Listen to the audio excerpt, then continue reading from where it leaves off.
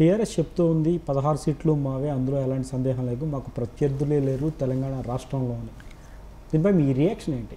ఆయన ఏమంటున్నాడంటే 16 సీట్లు ఇస్తే ప్రైమ్ మినిస్టర్ అవుతాం అంటున్నాడు. ఆయన ఎంత హాస్యాస్పదంగా ఉందంటే 16 సీట్లతో ప్రైమ్ మినిస్టర్ ఎక్కడ అయ్యారండి ఎవరన్నా?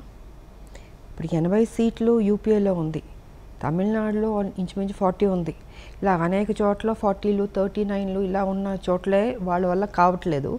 ఈయన 16 పెట్టుకుని ప్రైమ్ మినిస్టర్ అవుతాడంటే పెద్ద జోకు. అంటే 2019కి పెద్ద జోక్ అని మేము అనుకుంటున్నాం. ఆయన కేసీఆర్ చెప్తున్నారు 16 సీట్లు ఇవ్వండి, దాన్ని 160 సీట్లు చేసి చూపిస్తాను, ఇప్పటికే 100 మంది ఎంపీ అభ్యర్థులతో నేను మాట్లాడి ఉన్నాను అని కూడా చెప్తున్నారు. ఒకటండి, ఇప్పుడు ఆయన దగ్గర ఆల్రెడీ 16 ఉందండి. ఈ 5 ఏళ్ళు 16 పెట్టుకుని విభజన జరిగినప్పుడు ఏదైతే హామీలు ఉన్నాయో వాటి గురించి ఏనాడు పార్లమెంట్లో మాట్లాడింది లేదు, పోరాటం చేసింది లేదు. మోడీ దగ్గరికి వెళ్ళడం, సలాం కొట్టడం, గులాంగా ఉండి రావడం తప్ప ఇంతకు మించి చేసింది ఏమీ లేదు కేసీఆర్ గారు. For more updates please subscribe 99 TV Telugu.